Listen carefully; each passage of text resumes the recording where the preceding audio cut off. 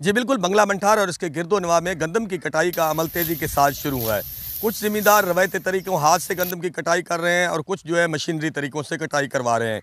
मेरे साथ यहाँ पर कुछ किसान मौजूद हैं, उनसे जानते हैं कि वो इस हवाले से क्या कहते हैं। जी जी ये टाइम कणक की कटाई शुरू है तो किसान बहुत परेशान हैं। हुकूमती पॉलिसी कोई वाजे है को ना गंदम के मुतालिक ना ही खरीदारी करती पई है हुकूमत। मिलां वाले भी अपनी मर्जी नाल खरीद कर सन जितनी खरीद सके।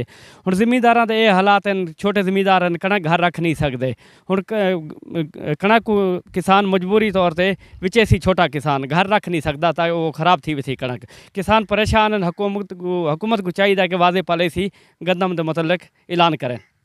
जी मेरे साथ यहाँ पर एक और किसान भी मौजूद हैं, उनसे जानते हैं कि वो इस हवाले से क्या कहते हैं। जी जिस टाइम गंदम काश्त कर रहे थे ना जिमींदार काश्त का टाइम से तो मोहतरमा मरीम नवाज साहब ने फरमाया सी कि किसान गंदम काश्त कर मैं उन्होंने बिल्कुल मायूस नहीं करांगी।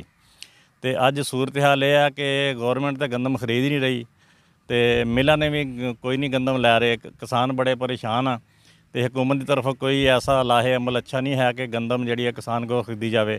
किसान बहुत परेशान ने, तो मेरी यही रिक्वेस्ट है हुकूमत पंजाब अगे कि किसानों को गंदम जी खरीदी जाए ताकि ये आने वाली फसल लाने वास्ते इन्हें कोई अखराजात मौजूद हों।